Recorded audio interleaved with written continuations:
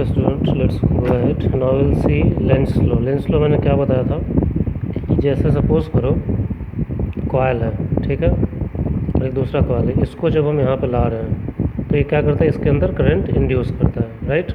ये deflection show करेगा। हमने बोला लेंस लॉ कहता है कि इसके अंदर जो करंट इंड्यूस होगा उसका डायरेक्शन ऐसा होगा कि जो करंट इंड्यूस कर रहा है इसके अगेंस्ट में, मतलब इसको अपने अंदर एक्टिविटी को ये अपोज करने की कोशिश। कोई भी चीज़ स्टैटिक रहना चाहता है, राइट। पहले ये स्टैटिक पड़ा हुआ था, कोई मूवमेंट नहीं था। अब ये वैसे ही पोजीशन में रहना चाहेगा। अब इसके अंदर इसके कारण क्या हो रहा है, डिस्टर्बेंस हो रहा है। मैग्नेट में भी हमने देखा, जैसे ये चीज़ में so you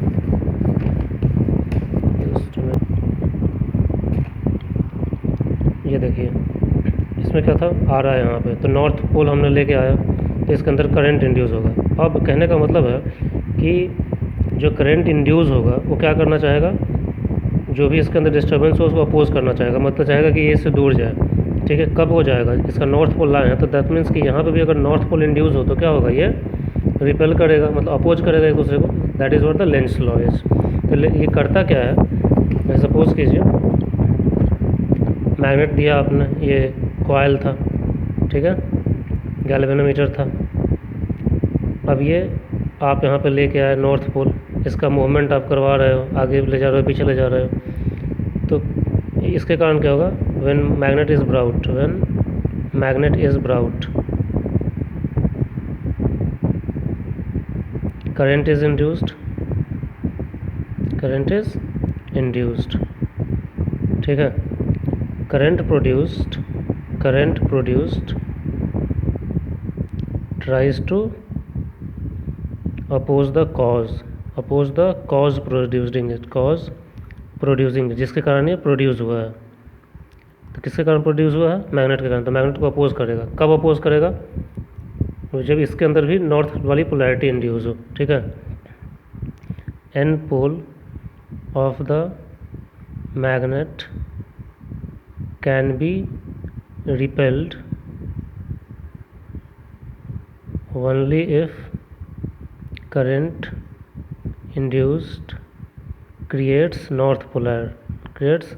N polarity around it, ठीक है। तभी तो सेम पोल एक दूसरे को अपोज करते हैं। आपको पता होगा क्लास 9 में आपने पढ़ा था, सॉरी 10 में आपको पढ़ा है, जब करंट काउंटर क्लॉकवाइज में मूव करता है तो वो नॉर्थ पोल क्रिएट करता है, और जिस तरफ क्लॉकवाइज मूव करता है उधर साउथ पोल होता है। मतलब कि इधर नॉर्थ आया तो यहाँ पे क्या counter clockwise, this current moves, this current is induced in anti clockwise या counter clockwise, anti clockwise direction producing north pole. Now both north pole repel each other, ठीक है। तो जिसके कारण ये प्रोड्यूस हुआ था करंट है, वही इसको अपोज करने की कोशिश करता है। इसी को लेंस लॉ बोलते हैं, बस, ठीक है। अगर साउथ पोल लेके आते तो क्या होता है, काउंटर करंट में मूव करता। अब मान लो दूर जाएगा ये, मान लो इसको जब दूर हटाओगे तो नॉर्थ पोल अभी जा रहा है, तो उस समय क्या करेगा, अट्रैक्ट करने की कोशिश करेगा। तो उस समय क्या करेगा, यहाँ पे साउथ पोलैरिटी इंड्यूस करने की कोशिश करेगा। तो यही सब लेंस लॉ है। Now the next topic is motional EMF, मतलब कि कंडक्टर जब मूव कर रहा है उस समय जो ईएमएफ प्रोड्यूस होता है उसकी वैल्यू निकालनी है। तो आपको मान लेना है कि सपोज़ कीजिए एक रेक्टेंगुलर कंडक्टर है, ये तीन तरफ से तो घेरा हुआ है, लेकिन एक चौथा जो है ये कंडक्टर मूव करता है, ठीक है। रेक्टेंगुलर कंडक्टर है जिसमें ये वाला रीजन जो है, इसको मान लीजिए मैं बोल देता हूँ, ये कुछ लिखा हुआ नहीं है ना, ये भी मान लीजिए ए और बी, ठीक है। ये वाला पोर्शन मूव कर सकता है, इसको मैं इधर से उधर स्लाइड कर सकता हूँ, ठीक है। तो एक रेक्टेंगल बन जाएगा, जैसे ये बना हुआ है, ये रेक्टेंगल बन गया। मान लीजिए भी स्पीड से मूव कर रहा है, ठीक है, कांस्टेंट स्पीड है उससे मूव कर रहा है, मान लीजिए। और ये भी आप सपोज करना है there is no frictional loss, there is no frictional loss. Ideal condition मानना, सब कुछ तो आइडियल ही मानते हैं, ठीक है। अब PQRS जो है क्या बनाएगा, इसमें जनरली आदत हो गई है, वही PQRS वाला एक बना दूँ क्या, चलो कोई नहीं, ABCD आदत हो गया है PQRS नाम देने का। वो हम लोग देते हैं ना मैथ्स में रेक्टेंगल, वही हैबिट हो गई है ऐसे करके PQRS। ठीक है, मान लीजिए ABCD है आपका, ठीक है, ये रेक्टेंगल है, तो ये क्लोज्ड सर्किल बन गया। ठीक है, जो जिसका एरिया हमेशा चेंज होगा। AB portion is movable, portion is movable, moves with constant velocity v। ठीक है, चूँकि ये मूवेबल है तो ABCD का एरिया क्या होगा, बदलता रहेगा। एरिया विल दस, area of ABCD will keep on changing. ठीक है, अब मान लीजिए BC जो है x लेंथ का है। ठीक है, BC इज x लेंथ, और इसमें ये जो DC है L लेंथ का है। ठीक है, BC जो मतलब एक पॉइंट पे जब इसको मैं मूव कर रहा था तो मान लीजिए x डिस्टेंस पे मूव किया गया, BC is equal to x और DC is equal to L। ठीक है, अब इसके अंदर मैग्नेटिक फील्ड प्रोड्यूस होगा। मैग्नेटिक फील्ड क्या होता है, सॉरी मैग्नेटिक फ्लक्स प्रोड्यूस होगा। ठीक है, फ्लक्स जो होता है वो क्या होता है, मैग्नेटिक फील्ड इनटू एरिया। तो यहाँ पे क्या होगा, at this position, at x position, B into rectangle बन रहा है तो क्या L into x, area sorry length into breadth, तो L x प्रोड्यूस हो जाएगा। ठीक है, तो हमने लिख दिया। अब EMF निकाल रहे हैं। ठीक है, अब EMF निकाल रहे हैं तो E इज इक्वल टू क्या होता है, d∅dt, हमने पहले ही देखा था ये फैराडे सेकंड लॉ में। d∅dt क्या होगा, BA by delta T, area L into x. Delta क्यों लगा है, क्योंकि ये चेंज होता रहेगा x की वैल्यू। ठीक है, T भी चेंज होता ही रहेगा। अब L की वैल्यू क्या है, कांस्टेंट है ये वाला, B भी कांस्टेंट है, उसको बाहर निकाल लो, बचा ये डेल्टा x/dt क्या होता है, distance upon time is velocity. तो जो इंड्यूस्ड EMF होता है वो क्या होगा, magnetic field into length into velocity of the conductor. ठीक है, so this is called motional EMF, called motional EMF। तो आप यहाँ पे देख सकते हो, आप यहाँ पे देख सकते हो कि by changing the magnetic flux we can change the induced EMF. Here we can say, just a minute, here we can say that by changing flux we can change induced EMF। मतलब EMF is और पुराना नाम है voltage का। ठीक है, अच्छा इसको आप लॉरेंज फोर्स के टर्म में भी एक्सप्लेन कर सकते हो।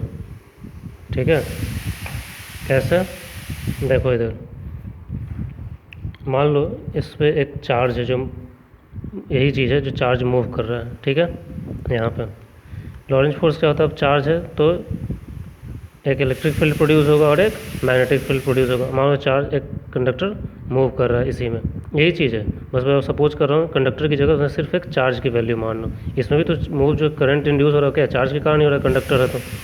अब उसमें क्या होगा, इलेक्ट्रिक फील्ड भी होगा और मैग्नेटिक फील्ड भी होगा। तो EV भी साइन थीटा जाने दो। ठीक है, तो फोर्स, लॉरेंज फोर्स क्या होता है, इलेक्ट्रिक फील्ड और मैग्नेटिक फील्ड के कारण कितना होता है, QE। यहाँ पर हम इलेक्ट्रॉन की बात कर रहे हैं तो EE प्लस QVV, तो EVV दोनों फोर्स क्या होंगे, बराबर हो जाएंगे। ठीक है, तो V इज, ये लिखा हमने, Q कैंसिल हो जाएगा, E is equal to VB। ठीक है, अब ये चीज़ जो है E is equal to VB, हमें ये भी पता है इलेक्ट्रिक फील्ड क्या होता है, EMF हमें पता है। देखो आपने पहले पढ़ रखा है, E क्या होता है, 1/4πε0 Q/r², और पोटेंशियल 1/4πε0 Q/r। इस पर क्या करते हो, 1/r से मल्टीप्लाई करते हो। जो स्मॉल E आप देख रहे हो ये क्या है, इंड्यूस्ड EMF ही है ना। ठीक है, तो इसको आप क्या लिख सकते हो, इंड्यूस्ड EMF को इंड्यूस्ड ईएमएफ क्या होता है, ई बाई एल हो जाएगा। ठीक है, अब उसी चीज़ को हमने पुट करेंगे तो उस तरीके से भी आपको induced EMF equal to V B L आ जाएगा। तो एक और कंडीशन है, आप समझ सकते हो। ठीक है, सपोज़ करो, ये अलग से एक तीसरा मेथड मैं बता रहा हूँ। सपोज़ करो सिर्फ आप मैग्नेटिक फील्ड को कंसीडर करो, मान लो मैग्नेटिक फोर्स है सिर्फ, तो फोर्स कितना होता है, क्यू वी वी। यहाँ पर इलेक्ट्रॉन कंसीडर करते तो ई वी वी मान लेंगे। ठीक है, वर्क डन कितना हो जाएगा, फोर्स इंटू डिस्प्लेसमेंट, कितना चला है वो अपने एक्स रेजिस्टेंस रेजिस्टेंस जो कुछ भी अपना चल रहा है वो चल रहा है। ठीक है, तो E force into displacement, E V V into L. अब हमें पता है पोटेंशियल क्या होता है, या ईएमएफ जिसे आप ई से डिनोट कर रहे हो, potential work done per unit charge. Charge क्या है, इलेक्ट्रॉन है, तो E V B L by E cancel क्या आ जाएगा, वी बी एल। तो किसी भी तरीके से इसको अपने बस ये फॉर्मूला याद रखो, induced EMF is equal to velocity into length into magnetic field.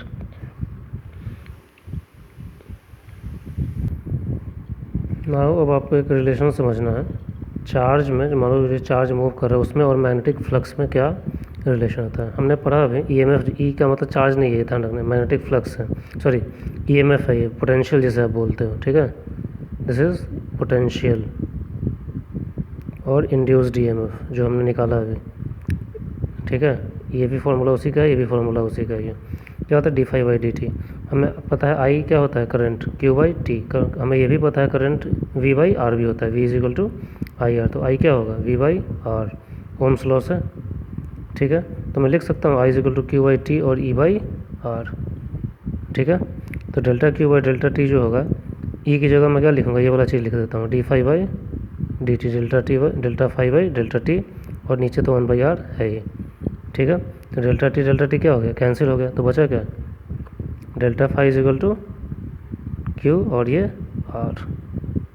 ठीक है, resistance, this is the relation between charge and flux. Important है थोड़ा ये भी, बस एक फॉर्मूला छोटा सा है, बस ध्यान रखना है। ठीक है, now we have to see that Lenz law is in agreement with law of conservation of energy. ठीक है, लेंस लॉ, ठीक है, इन एग्रीमेंट विथ, ये कोई भी चीज़ जो देख रहे हैं, agreement with conservation of energy. कहने का मतलब जब मूवमेंट होता है, हम लोग क्या बोल रहे हैं, जब मूवमेंट हो रहा है तो काइनेटिक एनर्जी है, कुछ काम कर रहे हैं, मैकेनिकल एनर्जी मतलब वही इलेक्ट्रिकल एनर्जी में कन्वर्ट हो रहा है, वही चीज़ हमें देखना है। ठीक है, तो सपोज़ कीजिए अभी हम बात कर रहे थे। ठीक है, तो इसमें मान लीजिए आर्म ए बी जो है उसका क्या है, कुछ रेजिस्टेंस है। मैं फिर से बना दे रहा हूँ, सपोज़ करो ये वाला। ठीक है, इसमें आर्म ए बी है, ठीक है, मूवेबल है, वी स्पीड से मूव कर रहा है। ठीक है, हमने ए बी बोला था, ये सी था, ये डी था, ये एल लेंथ था, ये एक्स डिस्टेंस था। ठीक है, तो हमने अभी निकाला था क्या, ई इज इक्वल टू क्या निकाला था, मतलब induced EMF V L V. ठीक है, अब मान लीजिए जो आर्म ए बी है उसका रेजिस्टेंस आर है, से कंडक्टर है तो कुछ रेजिस्टेंस होगा, arm A B has R resistance. ठीक है, जो हम अभी पढ़े थे ना चार्ज वाला, वो भी यहाँ पे आएगा, आर्म है ए बी है आर, बाकी जितना भी उसमें कुछ रेजिस्टेंस नहीं है। ठीक है, and arm A D C B, ठीक है, ए डी सी बी, या फिर बोल देते हैं and other arms have negligible resistance, other arms have negligible resistance, negligible resistance. So total resistance कितना हो जाएगा, आर ही रहेगा, बाकी सब हम बोल रहे हैं कुछ नहीं है। मान लो हम बोल रहे हैं इसका रेजिस्टेंस आर है, बाकी सबका कुछ नहीं है, तो टोटल रेजिस्टेंस आर ही होगा। ठीक है, अब इसके अंदर क्या हुआ है, करंट इंड्यूस हुआ है।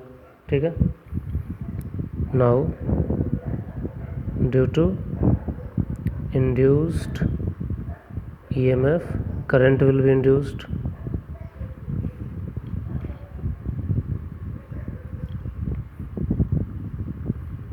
करंट की वैल्यू क्या होती है, ई बाई आर, यही ई वाला है। ई की वैल्यू कितने दी है हमने, B L V by R. ठीक है, अब यहाँ पे चूँकि मैग्नेटिक फील्ड है तो क्या होगा, अब मान लीजिए एक मैग्नेटिक फील्ड भी है चारों बगल, ये हम लगा दे रहे हैं, बताया नहीं है, ठीक है। ये भी मैग्नेटिक फील्ड है, इसमें काम करे। इनटू एक्स का मतलब क्या मैंने बताया था पहले दिन, इनटू द प्लेन होगा इसका मतलब, 5th चैप्टर में बताया था, ठीक है। अब due to magnetic field, now due to magnetic field conductor will experience a force also, the conductor experiences a force, ठीक है। और फोर्स किसके बराबर होता है, IBL, हमने लास्ट चैप्टर में ये चीज़ पढ़ा है, ठीक है। अब आइए तो फोर्स कितना हो जाएगा, आई की जगह ये लिख सकते हैं BL/B/R इंटू BL, ठीक है। तो क्या हो जाएगा B²L² V/R, B²L² V/R, ठीक है।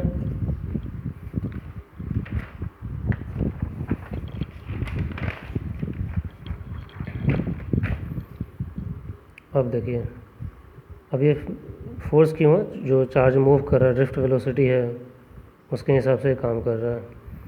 अब पावर क्या होगा, पावर फोर्स के टर्म में क्या होता है,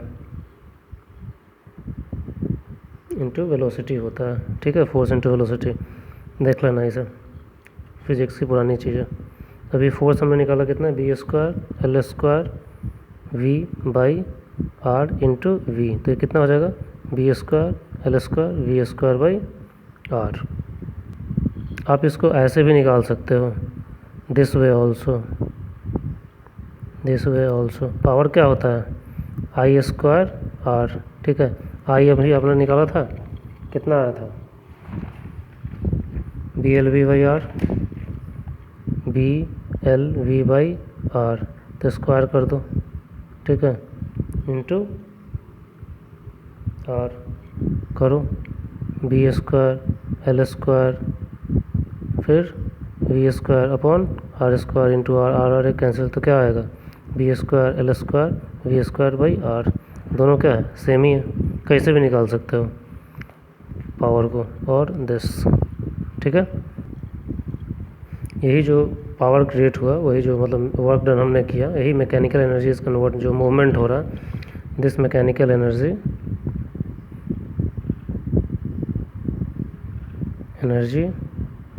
कन्वर्ट होता है किसमें, इलेक्ट्रिकल एनर्जी में, और वही फिर हीट भी प्रोड्यूस करता है, electrical energy, and this converts into heat और थर्मल एनर्जी,